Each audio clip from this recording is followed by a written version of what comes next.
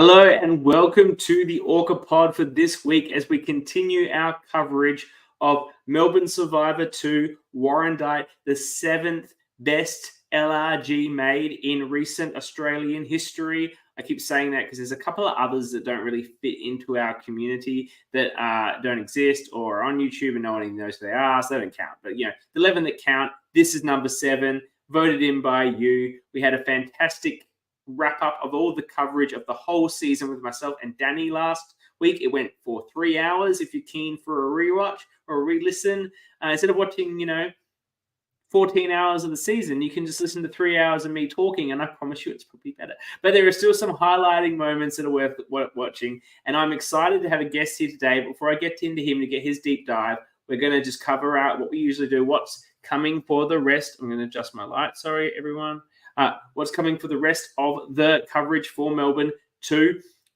Next week, we might be on a bit of a hiatus, but in the week after, the Tea Party is back with Annabelle, talking to some of the biggest players of this season in Tara, in Calvin, and the greatest first boot of all time, JP. I'm sure they will be serving up all the hot tea for your viewing pleasure. Week after, we will reveal the awards. I'll have a chat with Liz and someone else from production, and make sure you get voting. Get voting to see who deserves the Bromelo. I think we all know who deserves the Bromelo, but perhaps who's the MVP? That's up for grabs, perhaps.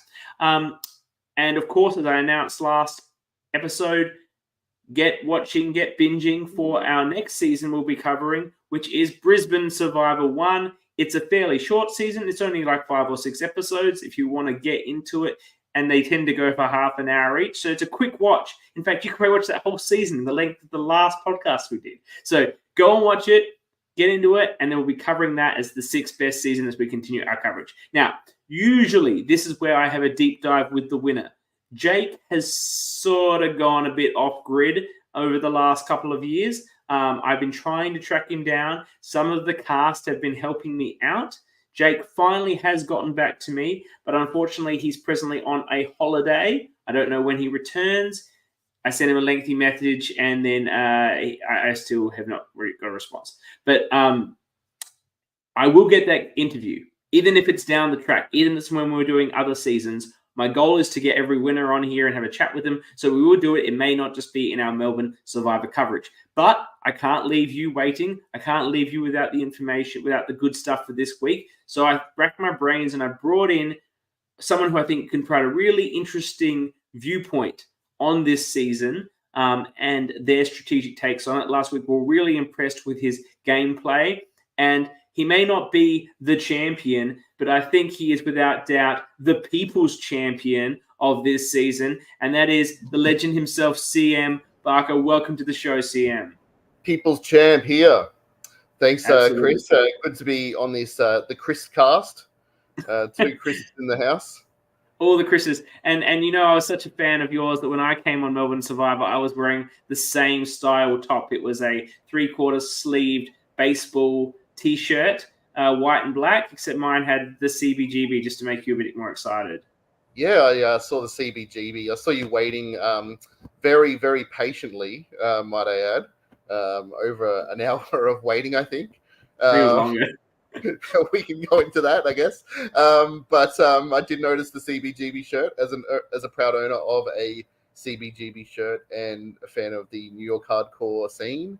I've got a Ramones one on today, but just for you. Hey, just for you. Punk rock all the way. And I did know that we would be kindred spirits, so was definitely cheering you on in your season.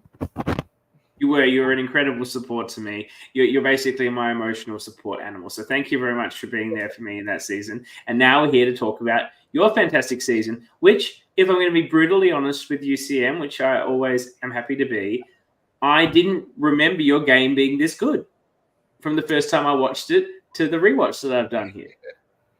I think I'm an acquired taste. I didn't really stand out, I suppose, but I was trying to play, unlike usual. I was trying to play to win, and any sort of moves that I was making they may have been more subtle and not as exciting, but I mean, the way that I saw it throughout the game, I saw myself as a winning trajectory and just fell short at the end, I suppose. Maybe one or two. Your number one fan, Calvin, is here. He says, "Still, let's come back." Thanks, Calvin. He's really hustling for that. He's really hustling for the Romulo medal this season, I must say. You did play that sort of game. You're a bit of a late bloomer, and I think the reason why I didn't recognize the quality of your game, perhaps, for the first time I watched it, is because first time I watched it was just watching it casually. I wasn't obviously considering it for the purposes of recounting it for hours on a podcast.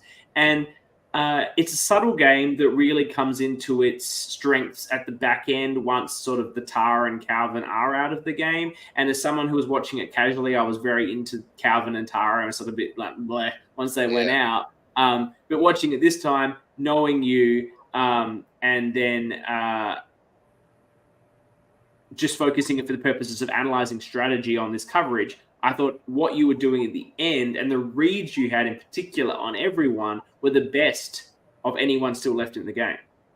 Yeah, thanks, mate. Yeah, I mean, the way that it was rolling, I really thought I maybe like I didn't have the best read on Emily, but I could tell Jake was the threat, and I thought that Nick was someone that wasn't really going to take me to the end. So that was someone that I really did want to target. But I mean, I had a whole list of targets, and I just ran out of time, basically. Well, there's a lot of things I want to cover here, but let's talk about Sure. Jake first, who you did identify at that point in the game as by far the player that needed to be taken out, the most social threat. In your words, the nicest guy you've ever met. Is he still the nicest guy you've ever met? You said this a few times in confessional. Yeah, I mean, he had an amazing social game. I'll put it that way. Like, the guy was incredible. I've since played online reality games with him, and you could see behind the scenes that he can be quite the villain. But at the time, like, he was just such a nice guy. He'd talk you up. He'd laugh at your jokes and things like that. That kind of thing. Very charming. A great social player. Yeah, and very charming, I think. Yeah, but then a bit, but then snarky in his confessional. So you get the full coverage as a viewer, but there he was just giving you the nice stuff. And you identified that as a threat, and you were keen to get him out. And let's talk about what happens at that. I wouldn't mind just talking through, because it's a bit confusing on the watch, perhaps, the final 5 and the final 4 tribal councils. So to set the scene, at the final 5, it's Nick, Jake, Rancy, yourself, and Emily. I believe Emily is immune and Jake has an idol. Mm-hmm. But have you come into that tribal council with Rancy and Emily with the plan to vote out Jake? Yeah, absolutely. That was my plan. Definitely wanted to vote out Jake. As soon as were they in on it though? Were Rancy and Emily? That's the thing, is that was a really quick round, and by that time, like, Emily knew, like, so Rancy was basically on to trying to get Emily out from about the previous round before. Emily had cottoned onto it. Emily knew for sure, and so they both coming up to me saying they want to vote each other out. And I'm like, no, like, that's when I realized my plan's falling apart here. Like, that was my final 3. But then Emily gets immune, and then is Rancy now considering a Jake vote? Yeah, that's what he said to me. Eventually he did vote for me, so I can't say for sure.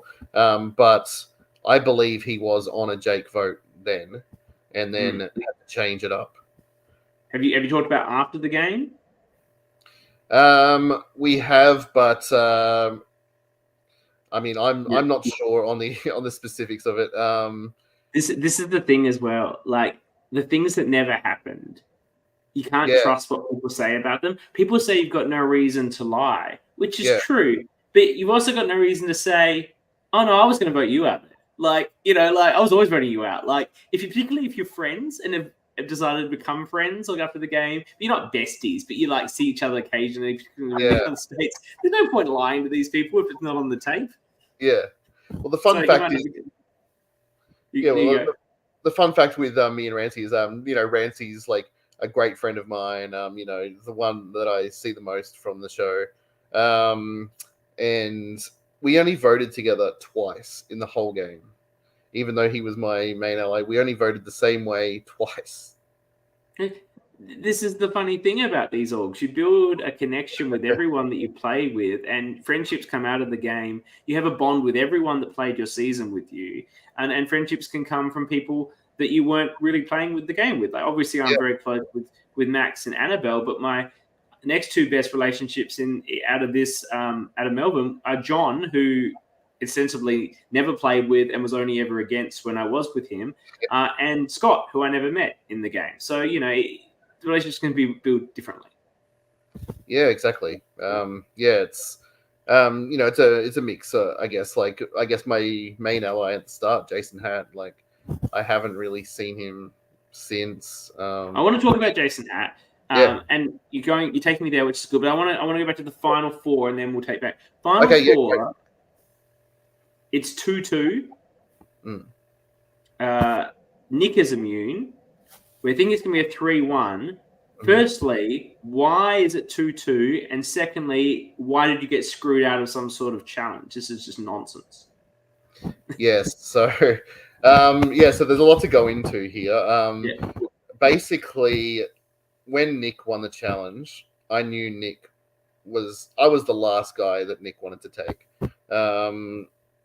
And I got in the conversation with him, and it didn't go well. Basically, I could tell straight away he wasn't willing to take me, so I was onto a new plan.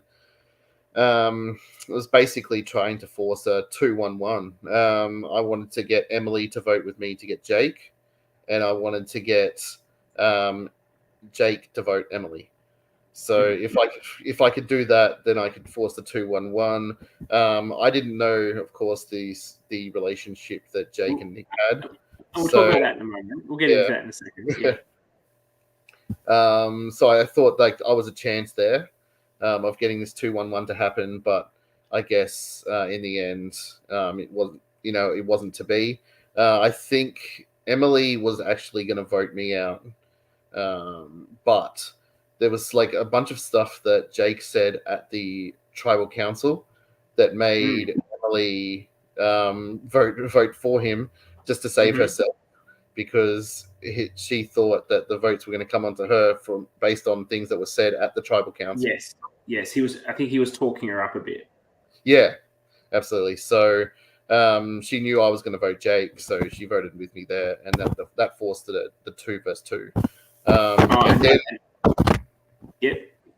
And then, so obviously the 2 versus 2, we had about a 15-minute to 20-minute deliberation about whether we go straight to a fire-making challenge or who's having this deliberation. Production team, so Liz, Keegan, and they're having a discussion, and someone found footage of Australian Survivor season 2. I think Jericho and whoever went to a fire-making challenge, went to a revote before fire-making at Final Four. So the precedent was there, and we went to a revote. Precedent my ass. That's like the one time that's ever happened. Yeah. You're absolutely robbed. Thanks, man. Liz says, we consulted the Melbourne Survivor rules. And I think she means there's no fucking rules. She knows there's no rules. And that's why you're the 4th place robbed goddess. You should have been sent to a challenge. I would... Liz, come on. There's no written rules. Or maybe there were, but it certainly didn't deal with this issue. And I'm going to go back through my emails from when I was cast to find these supposed rules. I'll tell you what. I reckon they didn't have a challenge ready or couldn't be fucked because they're running out of time.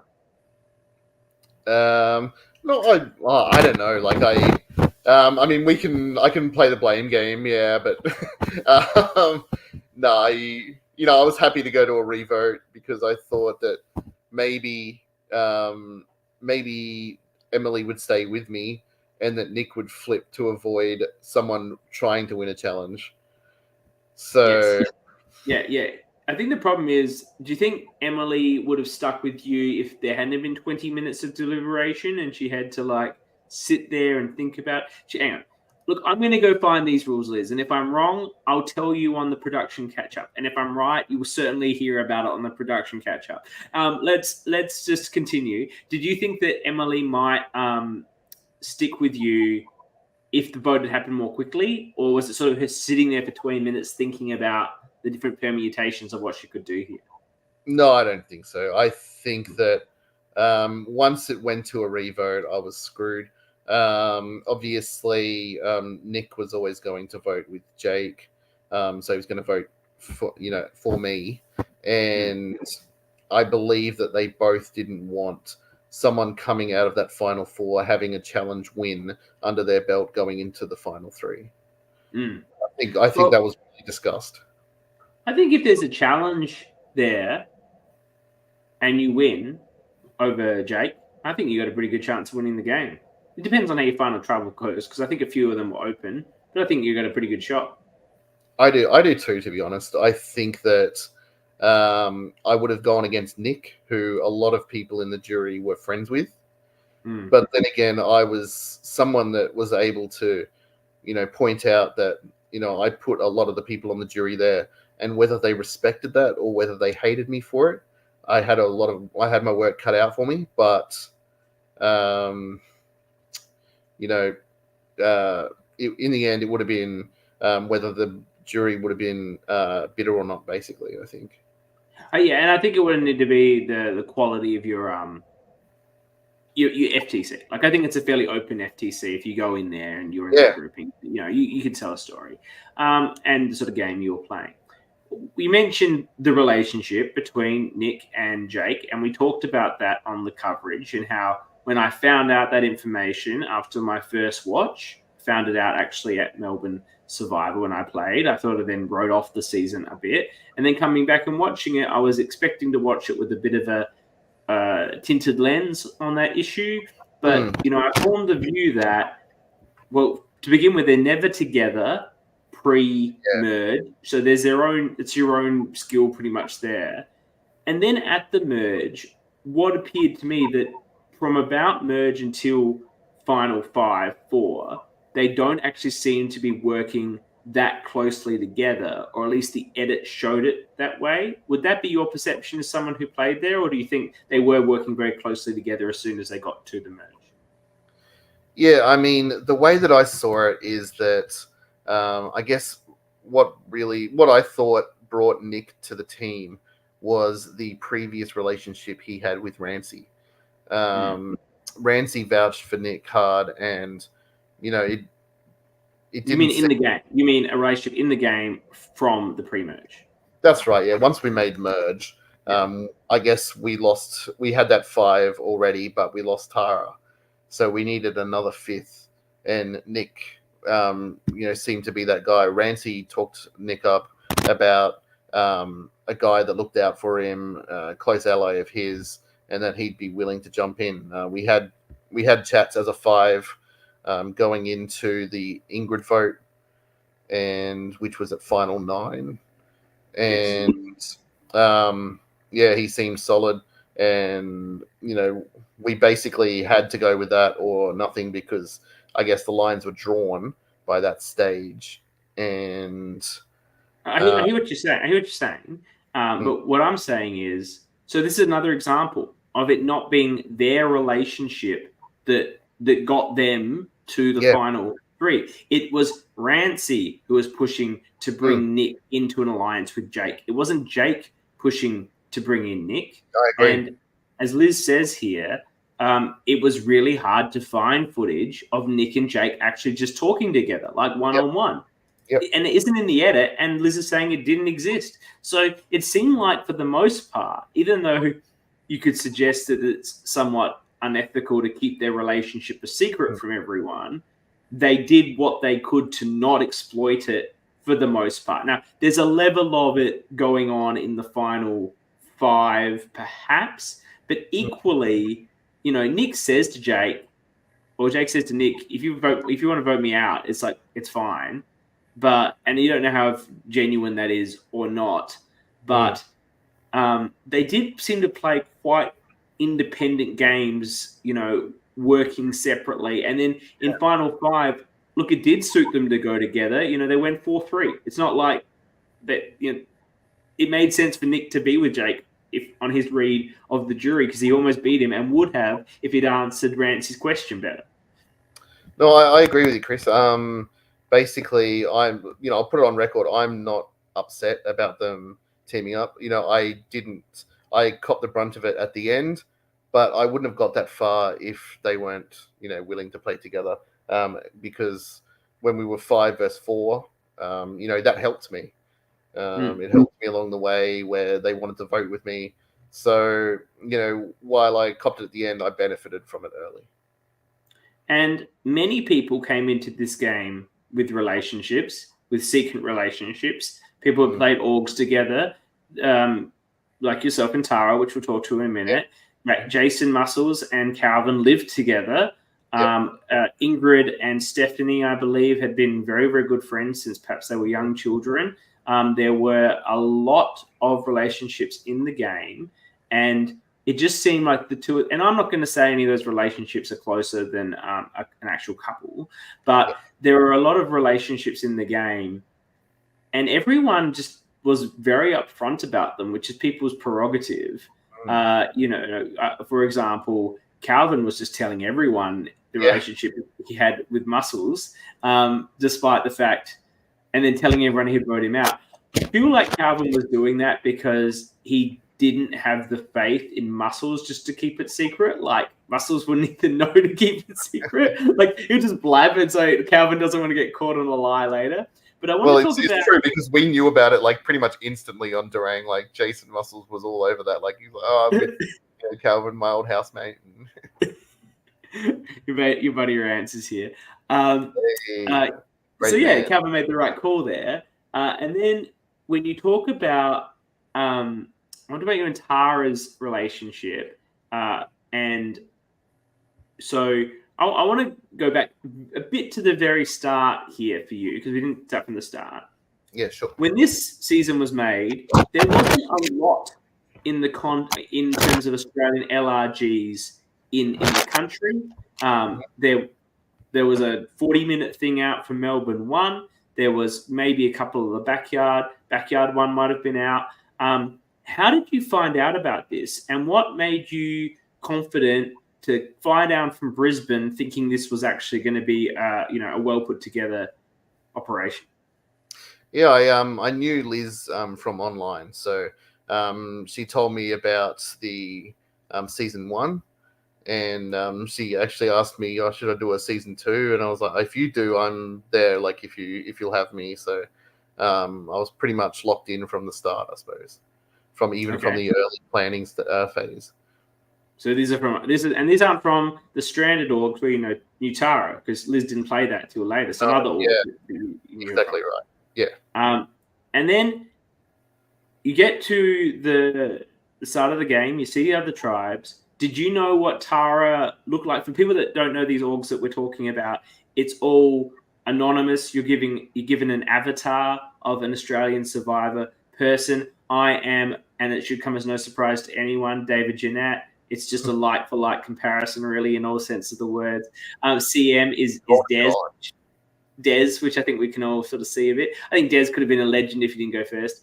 And Tara is Christy, which I think you can actually see a little bit as well. So you'd played in the same season, because Des and Christy were in the same season. But did you know, and you knew her in that forum, but did you know her... Like, did you know what she looked like? Did you know that was Tara, or did you need to speak to her before you found that out? Yeah, we've known we basically we're pretty close after our season. We talked a lot. Me and your season in the org. Yeah, exactly. Yeah, sorry. Yeah, the Hawaii season of Stranded. So, we were pretty close for a while.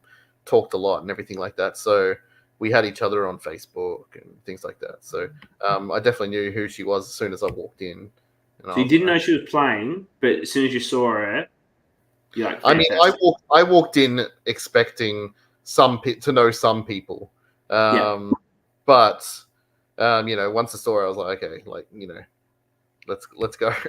Were you giving her little winks and stuff like across the tri mat, or?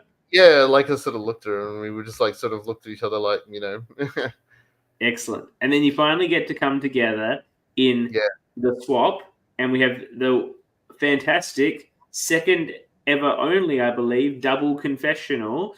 It's, there's Heidi and Jenna in the Amazon, after taking off their clothes, I believe. And there's you and Tara. How did the double confessional come about? We just sort of were, after the challenge, we actually went down to discuss strategy and everything like that. And I can't remember who was filming. I think it was Rosemary. And all of a sudden, we just kind of turned around to the camera and just started revealing how we know each other and everything like that. So it became, like, I guess, an impromptu confessional. It was good. I love it. And I love the reveal. But ultimately, you and Tara, despite all the promises to the contrary and everything through that crazy 3-3 vote, the everyone's getting fearful of the 3-2-1s, which maybe we should talk about. But I want to just jump ahead to the merge again. And it just falls apart. You were working together. It was going to be a thing. And then she's turned on you, or you've turned on her. Was this just the way the game went, or was it that element of, and this can happen, I think, sometimes when you play an org, you see people play orgs, and you play orgs with them, and you know how they play, that you're like, I've got to burn her before she burns me, because, like, we're friends, but I can't trust her not to burn me. Or maybe it was her versus you in that way. Is that what happened, or was it just a bit more organic? I can say I was very wary of her, but I did want to play with her for as long as I could. I felt like going into the merge, I could trust her, even though she'd said a few things like mentioning how much she wanted Calvin to stay and things like that. And I was just, okay, like, it's a bit, because we'd already discussed that we wanted to be a group of 5, and but she was really hoping that Calvin would survive and things like that. So that sort of, I guess, got me sort of, like, just a little bit wary. And then when the merge came, it was like a case of, we basically had different targets. We discussed targets and things like that, and we were basically off. So there was something where she was telling me to vote Ingrid going into the vote at merge, and just the way she talked to me, like, it was just different to the way she'd talked to me for the rest of the day. So, before that, sorry. So I just, it was just like, okay, like, I don't think she's telling me the whole truth here, and I expected that she was voting for me. And you were probably a smart enough player to know she wants Calvin because Calvin is a great shield for her. The game you were playing, you weren't a shield for her at all. So on that vote, though, so she votes. I was a bit interested in that vote because she voted for you. And in fact, 5 people voted for you, but you had your fantastic idol play. Did you picking up the idol mid-tribal council, having half the people see it, a number of people are still yet to vote at this point, did that result in some people changing your votes? Calvin seemed to think that everybody was fucking voting for you, as he says. Was it more of a 8-2, 7-3, or was it always a 5-5? And you picking up the idol didn't actually change the numbers? Yeah, it was always a 5-5. Basically, what happened was maybe a bit before tribal council. That was the longest sort of period before tribal council that we had. So there was plenty of scrambling going on, but it seemed to be the solid vote of Calvin, which was basically like a return to the Rang, pretty much. It was led by Jason and Ingrid, and once they said that, like, I was happy to vote Calvin. So it was Jason, Ingrid, I guess myself, Jake, and Emily. we're in on it, and I don't know why. I still don't know why Liam voted for me, or how Liam went against that Durang grouping, but it happened. And it seemed so. Basically, besides like Liam, it seemed to be along original tribal lines. Yes, that's very interesting because after that, you came in with this big plan to stick together as the 5 of the swap tribe, and the 5 of the swap tribe do sort of get back together, as you say, with Tara booted out and Nick brought in from that point on to pretty much run the game. It's just a very interesting that it goes back to tribal lines for one vote.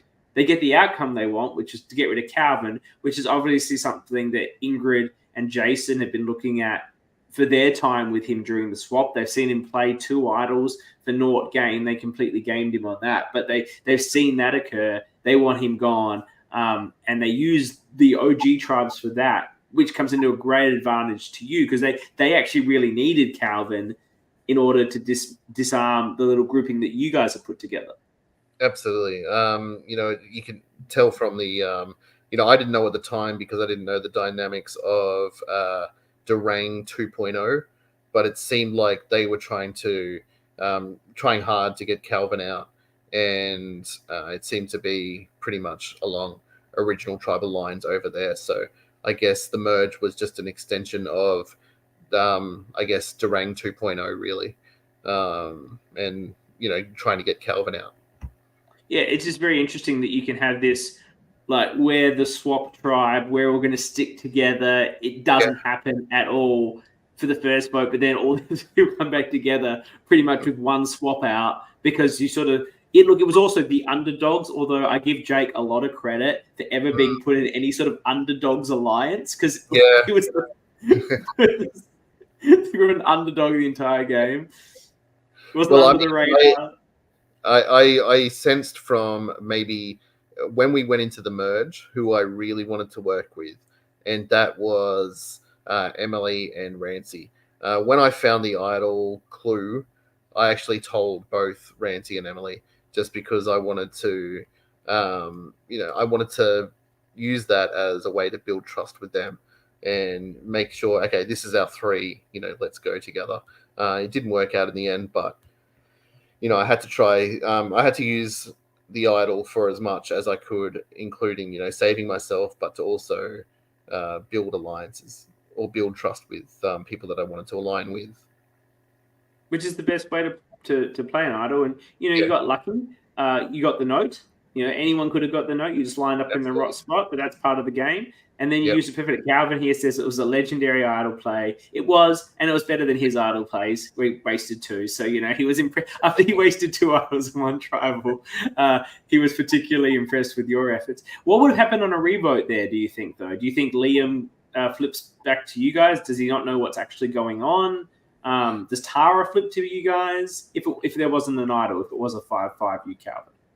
It's a very interesting question because I know for sure Rancy only voted for me because he knew I had the idol being played. So I believe Rancy flips back to vote Calvin, but or maybe doesn't even vote for me originally if he doesn't know that I have the idol. So didn't you tell him though you'd found a note to the idol? Yeah. But he still voted for you? Yeah. He said like he wanted to I believe he wanted to keep the trust with the original Galata people, which is a pretty good move. Like had you told him I'm getting this idol, I know where it is, like you didn't tell him where it was, but like it's obvious I can get it and I'm playing it? I didn't know where it was until after I'd voted. Yeah. So I was stressing so much in tribal council. I had no idea where it was. I was fidgeting under seats and everything like that. It was only when I walked back I saw it, and I was like, "Okay, great, awesome." But if I know you're saying Rancy wanted to build some trust, but if you didn't have the idol, then you're at risk. What did he think? He didn't think you're really at risk. I believe that if I didn't find that idol clue at all, I think Rancy would have voted with me. We have a note from Liz here, whose memory is you picked Rance voted after you got the idol. She thinks. I don't think that.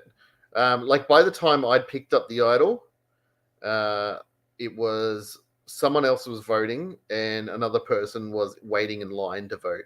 So I don't think I probably watched this more recently than you. Someone gets up to vote after you get the idol. It could have been Rance.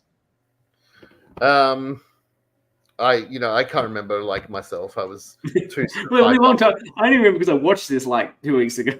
But it was but all I remember is it was really late in the piece. Like basically, if I'll go into it, it was sitting there, and I looked over at Calvin, and he's looking directly at where it was, and I knew that he had found 2 idols already. Like that was common knowledge. So right? Yeah. So he knew what they looked like, and I was, I wanted to make a big scene. I was planning to play this fake idol that I made with Jake earlier in the day, just for a laugh, and then just be like, or maybe I'll play this one then. You know what I mean? Yeah. But when Calvin is looking straight at it for about 10 seconds straight, like not moving, and I'm like, so that's why, like, when you see the footage of me going up to it, like I pretty much like run up there because I thought if I go up this quickly, like Calvin's gonna come after me and we're gonna fight over this thing. Yeah.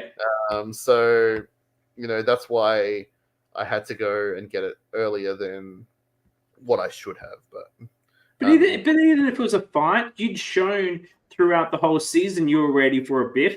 You were pushing Nick over. You had no worries trying to do anything dirty to anybody. Calvin's a big guy, but you're also big. You probably got a bit more weight on him. Do you think that if it was a fight for the idol that you're getting that, or is he taking it out? I think you'd both fight pretty dirty as well. Oh, absolutely. I think it would have been a good battle. Calvin would be a worthy competitor. But I mean, come on, I take everyone right. Well, you certainly push Nick. You try to push Nick into the out of the game. Calvin says he had no idea there was an idol there. You were just getting that paranoia that you're looking at and going, he must see that. He's got to see it. The challenges. Calvin says he would have taken out your kneecaps. This would have been a dirty fight. Calvin was willing to do that, then he gets the idol because, I mean, I wasn't willing to take out someone's kneecaps. Well, you love a dirty game. This what goes to your final question at the final tribal council. You're like, what did you do that was dirty, a bit below the belt? Had you been planning that question for a while, or is that just something that came to you at the moment? It's just an extension of what I like to see on Survivor. I like the kind of players like Russell Hanson, I guess Tony, and people that are willing to do the dirty moves or what's required to win the game. So I wanted to hear. I didn't want to hear about social game. I wanted to hear dirty moves or things that dastardly acts to try to propel yourself to victory. Yeah, and that's what. So you would have happily had a fight. And I like that you based your vote on whoever did the more dirty things, including someone was shaking the balance beam when you guys were on it. That was good because you were famously not good at balancing when you had to move, but famously good at balancing when you had to hold something flat, as you made very strong comments. Yeah, can hold, can't walk. Yeah, I mean, let me tell you so, Chris. Rocking the balance beam made no difference. I was not making it across that. Do you eventually make it, don't you? I did, yeah. It was actually like we were told to stop because someone had a guess on the math thing, and I was like, hell no, I'm not stopping. Like, I'm halfway along this thing, and I think I'm going to make it, and I did. Yeah, this is my one chance. Yeah. I I want to take a slight segue for the people watching. Like, people say they don't want to hear about my org experiences or my other games unrelated to this, but I receive a lot of fan mail that people love all my org experiences. So someone's just come online right now because they knew he was about to talk about an org experience.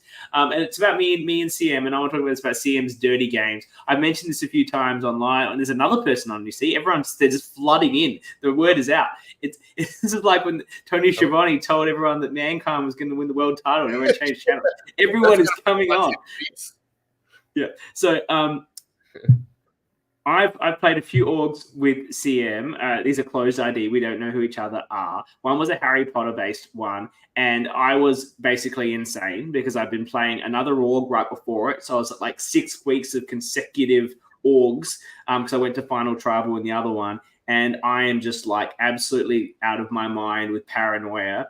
And CM was sort of half playing, but he wasn't. No one liked him. And I didn't even really like him, but I was like the only one he talked to, so I assumed that he was like my vote, and we're going to vote him out. I'm like, this is stupid. Why am I voting out like a guy that's the only guy? I'm the only one who talks to him. So I couldn't change the numbers because people didn't come online on time. So I just played my idol on him to save him. But eventually I turned on him still because like you were useless to me. You won't bring me the votes. But it was a fun game, and the funnest thing about that game, in a few ways, is right at the start. Even though the vote was 9-1 on somebody else, it was supposed to be, somebody cast a vote for me. And that wasn't the plan. And I got very, very paranoid about it. Now, that wasn't CM, but CM saw how I reacted to getting a dinky vote on a vote that didn't matter. So at Drunk Viver, he wanders into the confessional booth. He and I are supposed to be aligned, does his vote and says, I'm voting for CK. He's my best ally here. But if I vote for him, he's going to lose his fucking mind. He will never think it's me. And that just gets closer. And I did lose my fucking mind and kept accusing that Nick guy of voting for me. But you got fucking idled out in the first vote. And you never even told me that it was you. So it's your fun, dirty moves that I love. I love that you knew how I'd react because of the org. I wouldn't brush it off, even though it's one meaningless vote. Like, some people can get one meaningless vote and go, I can't. Yeah, I loved it. It was it worked out so well too because I remember I told that like Sam, who was on our tribe, and I told him, oh yeah, it was me. Like, and he went straight away to you and told you, and you were like, and you came up to me, he goes, he's saying that you voted me. Like, I believe you like all day. Like, that Sam guy's shady. What did you say to me? I have no memory of this. I was very drunk at this point. I only found out the next day that it was you when I watched the video. I was fucked too, Like, I was hammered. It was a classic move, though. Because this is the sort of player I am. I can't handle... It's not that I can't handle getting a vote, because I'll get votes. It's when I don't know where the votes come from. Yeah. It freaks me out. Like, I don't have the control. I don't have the understanding of what is happening. That freaks me out. I mean, yeah, it was Drunk Fiver. I wanted to do something where people are going crazy. I wanted to do that every round, pretty much, like just vote for someone different. And I thought, like, the way that I was going to cause the most chaos was to vote you first round. It was fantastic. You got idled out though. Did you even know that you were getting the extra votes? Because I knew Billy was targeting you. Did I tell you that? Sorry? Did I even tell you that Billy was targeting you? Oh, like it was a bit obvious. I didn't know for sure. But I did. You could have saved me, man. We could have split votes. No, I could have fucked me up. Yeah. The question, circling back to Warrandyte, which is what we're here for. Elizabeth's question, are you a villain or a hero in Warrandyte? And I think you're a hero. You play like a hero. As you say, you were playing a more subtle game, not the sort of game that you yourself like to play. It wasn't balls to the wall. Like, I recall the moment when you're like, I'm not going to Rocks. When, speaking of orgs again, one time you voted for me to win an org just so I would go to Rocks. Like, you love Rocks. I love Rocks.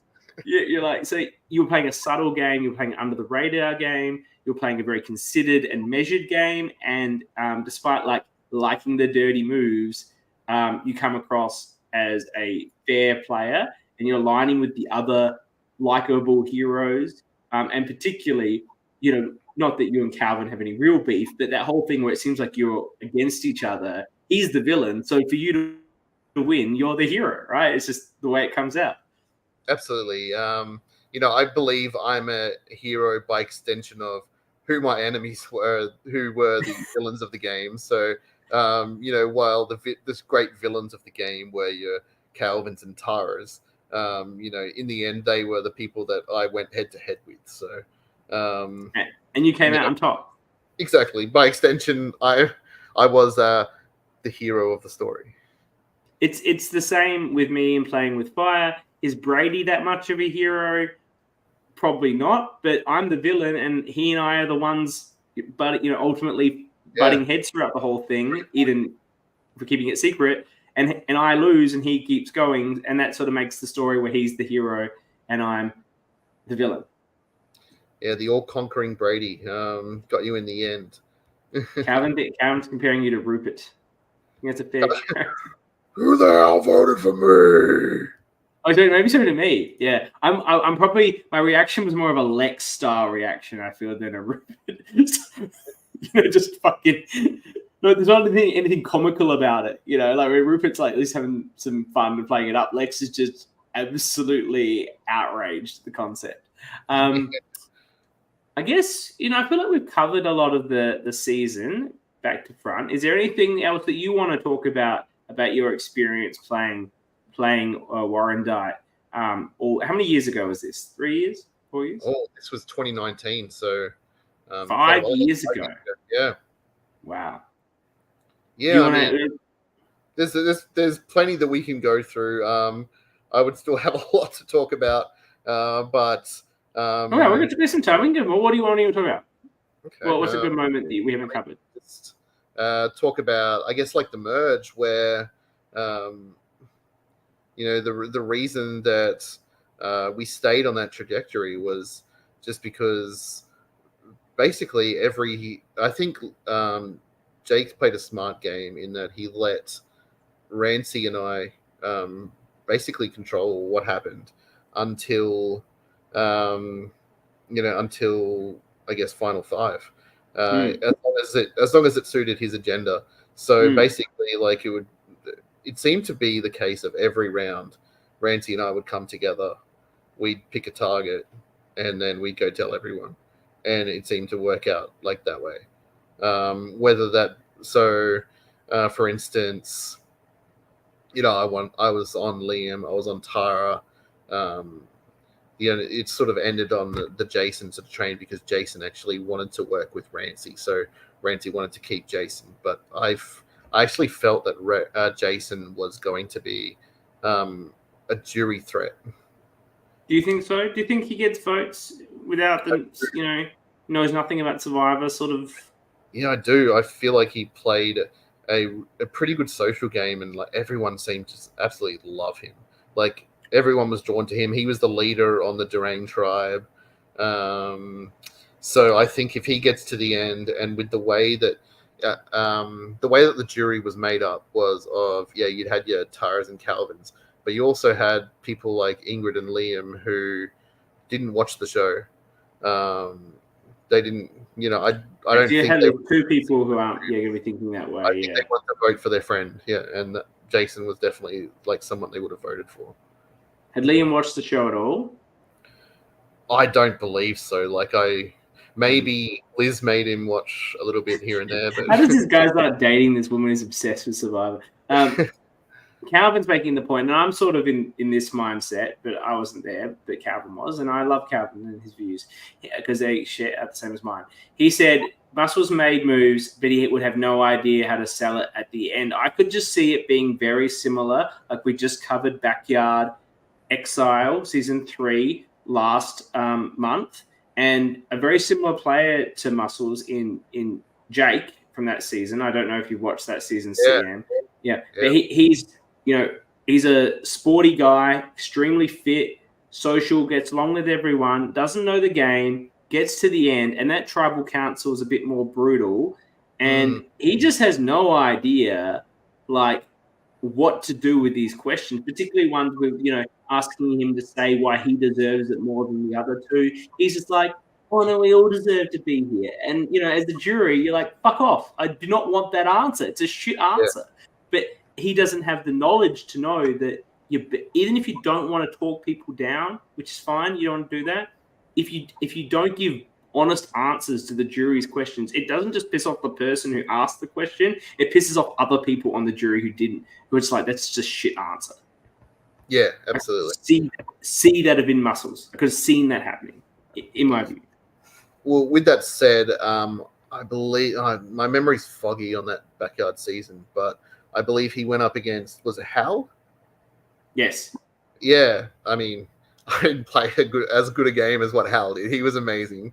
So he was, while it was brutal against Jake, it was, there was no way you're beating Hal. Like, he was an unreal player.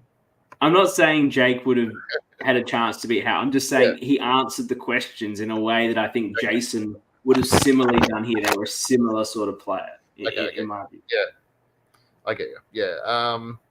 Yeah, but just at the time, like, all I could think was, this guy's got friends on the jury.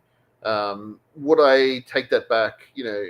Of course, like, I would have had a chance to go to Final 3 with Jason and Rancy if I jumped on that train, which beats the way that I was trying to do it with Jake, Emily, and everything like that. But, if I was to take things back, then there'd be plenty of things like I regret. Like, I should have kept Tara at Final 7, for instance. Because she still wanted to work with you, I would expect. She was desperate to work with anyone at that point. Yeah, exactly. Yeah. I think it's interesting.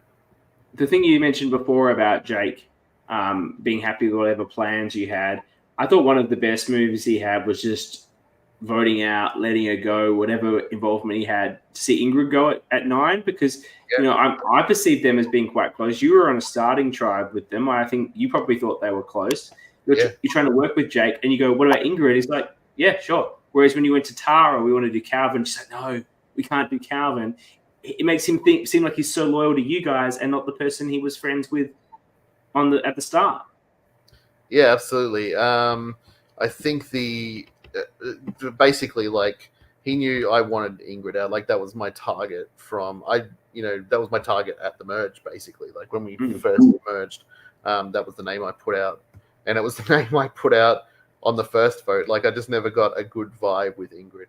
I'm talking, like, even the one where Jason Hatt went, like, that was the person that Jason Hatt and I floated as the vote, where obviously we were fighting uphill with that one. But back on to Jake. He knew that was the name that I wanted to put out there. So he was happy to go along with it because, that's the way that's a great game that he played, is that he let us dictate as long as it suited his agenda. And it made him, it made us think, okay, like, Jake's just sort of voting with us kind of thing. And and he'll vote out someone he was tight with because he's tighter with us. Yeah. It shows that loyalty. Whereas most people, they want to work with you, but they want to keep their side piece as well. Like, let's vote out someone that isn't my side piece. Let's vote out Tara. Let's vote out Jason, or whatever. Like, I think the problem is Jake was probably connected with everyone at that point, so it didn't really matter to him. Going back, we said we'd go back to Hat Jason, so let's go back to Hat Jason. Your number one buddy at the start of the game. It's really like the other 6 and the 2 of you, which you don't realize until they sort of get voted out. Liam was selling you a bill of goods that you bought into and wasn't legitimate. Did you feel? Where did you see yourself at the start of the tribe? Where did you see Hat Jason? It seemed very much like Hat Jason was going to have a hard run of it in terms of fitting in, just from a optics perspective, age and things like that. Yeah. Was that true, or were you surprised that he was so out of the loop? It was a strange sort of thing, because Durang was this weird tribe where we basically rarely ever left each other's sights. It was all just in a circle, everyone chatting the whole time. No one really wanting to, I guess, break away and be the first to try and get someone one-on-one. It was really hard in that regard. There was a brief moment where I did get to talk to Jason one-on-one. So I was just like, yeah, you and me, buddy. Like, we were one of 3 people, like, along with Jake, who had actually watched Survivor before, like, everyone else in the tribe. didn't watch Survivor at all, so it was a pretty Wow. pretty crazy setup. Yeah. So I was just thinking, okay, this guy, like, I at least can make moves with this guy, or he won't sort of be freaked out by me trying to align with him, sort of. Were you surprised that he went though on that vote? No, I mean, I voted for him, right? So Okay, yeah. He just didn't fit in with his age, and look, he didn't seem like the most extroverted person. So it's probably a bit hard in that situation to try and ingratiate himself to that group. It would have been very, very difficult, particularly that Survivor to connect on. Like, yeah, I mean, I really liked the guy. He was great, but maybe my first inkling of it was just basically when we started to talk. Like, I just went up. I think my first conversation was with Jake about who the vote was going to be, and I said, I'm keen to vote Ingrid. And she's like, no, I'm voting Jason. Like, it was pretty much blunt, and it seemed pretty decided. It was an easy vote, and no one wants to rock the boat there. Yeah. So, I mean, once everyone said Jason, I was like, all right, well, I got to get in on this. Like, I don't want to vote him, but I'd be crazy to vote. But then you understood that if you'd gone to trouble again in that makeup, that you were in some trouble. And you were a bit annoyed at Liam for that. I believe the only thing that really saved me was that my performance in the previous challenge. When it came down to it, I stood out as someone that could benefit the tribe. But otherwise, strategically, I was on an island with Jason, basically, at that stage. Yeah. So they picked you over Jason, but you would have gone next, and you were a bit annoyed that Liam had sort of been snowing you guys, from what I could tell. So once you got to merge, you didn't really want to work with Liam.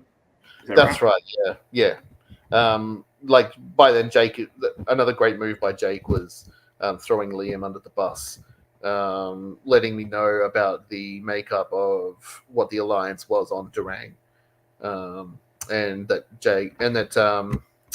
Liam was, one of the, I guess, linchpins of that whole group. Was that true, or was Jake putting Liam in really Jake's spot and saying, Liam's got this group and they're going to take you out? And I was sort of on the edge of it, but because the way I read it is more it was Jake in the middle and Liam was on the edge. But, that's just how I see the personalities. It doesn't mean that's what was actually happening. Yeah, it's true, but it's also well played up by Jake. Like, he said the right things and got me sort of, pissed at Liam. I don't think I would have been as pissed at Liam without Jake's influence. So that was a great sort of move by him there. And it's incredible, obviously speaks to how good he is as a social player, because he was in that group too, and he didn't tell you about it till you got swapped into 3-3 numbers. So, he didn't tell you he was in it. He would have voted you out. He's now with you and needs you because it's 3-3. He's telling you about it, but you're not mad at him. You're mad at Liam, who's over on the other tribe. But I was mad at Liam because of the previous sort of, I guess, like, he made that alliance with me. I never really had an alliance with Jake, I guess, until swap. So Liam was that whole thing. We could be a 3, blah blah blah, and he just wasn't. It wasn't legit at all. And so you're right to be annoyed. Yeah. So while I would have had no right to be mad at Jake.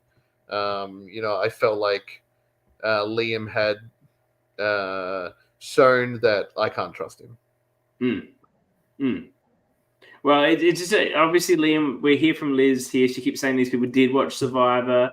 Ingrid had watched, presumably not all of Australian Survivor. So Liam had watched half of Cagayan. So obviously what happened was 2 weeks before this, Liam and Liz started dating. And Liz says, you need to watch Survivor, watch 2 weeks, binge watch half of this season and come on my Survivor. But his favorite player, Liam, is a big fan of Wu. Yeah, that's what we're told. Doesn't really play like Wu. And she says, Liam just didn't know what he was doing. He was having a fun time. Well, look, that's an hour. Unless you have something really amazing that you want to drop. I think hours is always a good length for these things, the deep dive.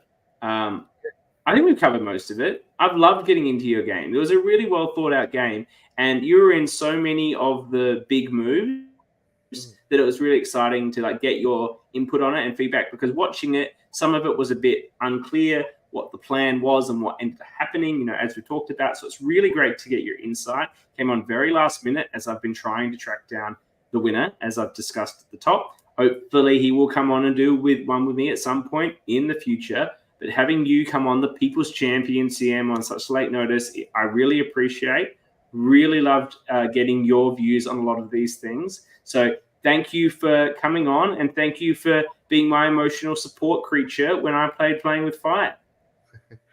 Thanks for having me, Chris. It was great to talk about the game, and keep up the good work with the ORCA podcast and all the online reality games that you're dominating lately. No, I'm retired now. I'm done. I came out of retirement. Okay, yeah. I came out of retirement. I'm done. Yeah. No.